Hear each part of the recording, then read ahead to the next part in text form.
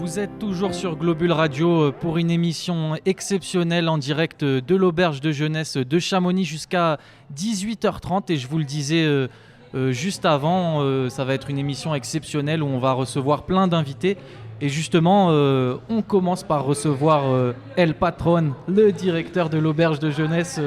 Thomas, merci beaucoup d'être là et d'avoir accueilli Globule aujourd'hui pour la journée porte ouverte. Ça nous fait hyper plaisir en tout cas d'être ici, nous, Globule, pour cette journée. Et justement, est-ce que tu peux un peu nous expliquer ce qui se passe aujourd'hui à l'auberge ?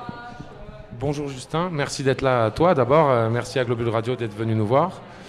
Et vous êtes là parce que c'est la journée porte ouverte de l'auberge de jeunesse et ça a été le cas toute l'année dans toutes les auberges de jeunesse de France. En fait, on fête les 65 ans de la fédération et on a souhaité ouvrir nos portes à tous nos partenaires parce qu'on ne parle pas assez des auberges de jeunesse.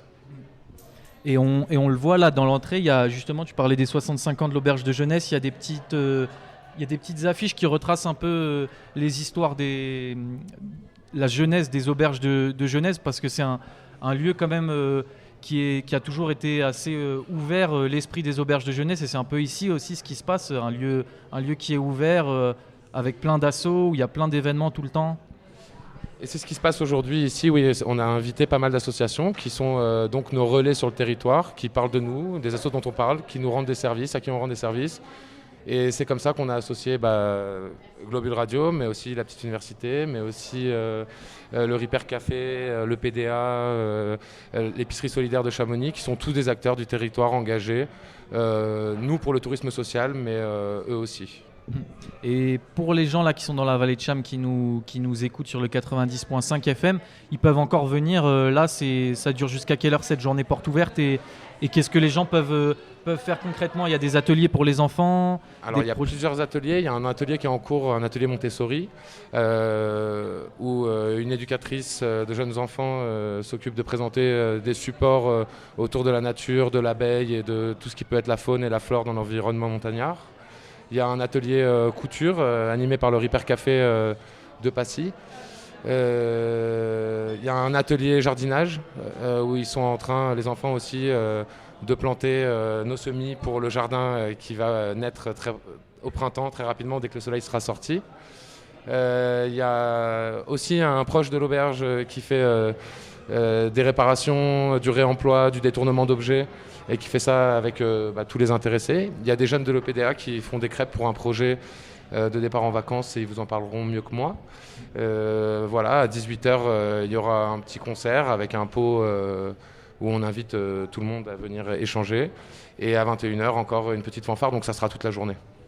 Et on fera le tour justement après avec notre micro sans fil. On ira voir tous les ateliers, tous les gens qui sont présents ici à l'auberge de jeunesse pour cette journée porte ouverte.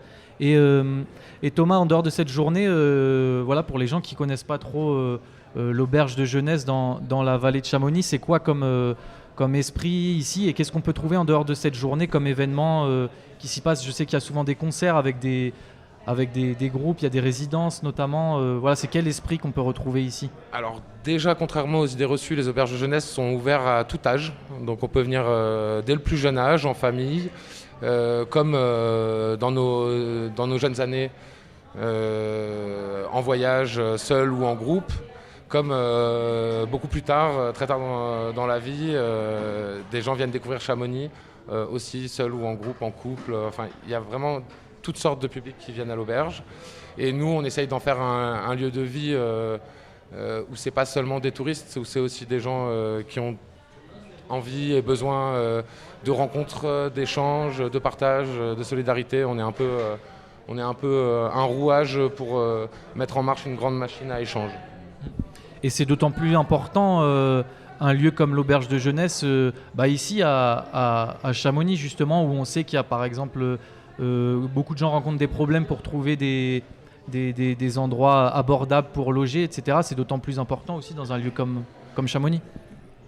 Oui, on fait de l'hébergement social et du tourisme social, c'est-à-dire qu'en début, en fin de saison, il y a beaucoup de trafic, beaucoup de publics qui ont besoin d'arriver à Chamonix, de s'installer avant de prendre des emplois saisonniers.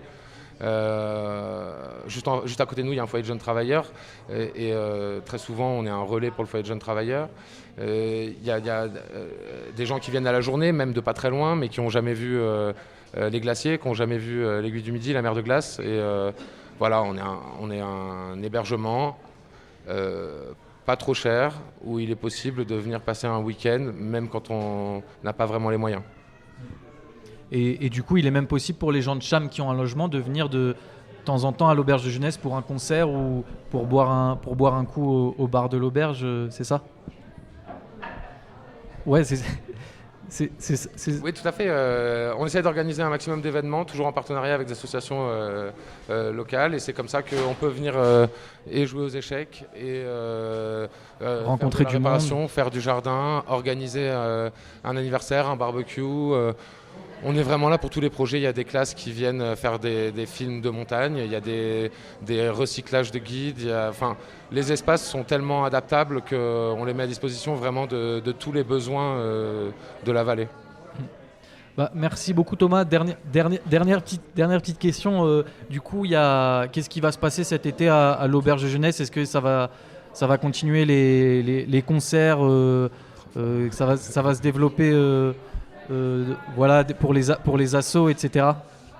On continue, on essaye, on a de plus en plus de partenariats, on essaye de se rapprocher de la MJC, de l'école de musique, on essaie de se rapprocher de la petite université. On a beaucoup de musiciens et d'artistes qui gravitent autour de nous et qui ont envie de partager leur passion, de monter des ateliers, de venir travailler leur musique, de travailler leur scène. Il y aura effectivement énormément de choses qui vont se passer cet été à l'auberge. Ok, bah restez branchés alors. Merci beaucoup Thomas encore une fois pour l'accueil aujourd'hui et pour cette journée porte ouverte à laquelle vous pouvez toujours venir d'ailleurs si vous nous écoutez sur le 90.5 FM. Venez faire un tour, venez parler au micro de Globule, venez boire un coup au bar de l'auberge. Merci encore une fois Thomas. Tu avais quelque chose à dire encore? Juste merci, très bien. En tout cas, vous êtes sur le 90.5 FM. Restez avec nous, on a d'autres invités qui arrivent, d'autres petites surprises pour vous. Et on écoute tout de suite Feu Chatterton sur le 90.5 FM.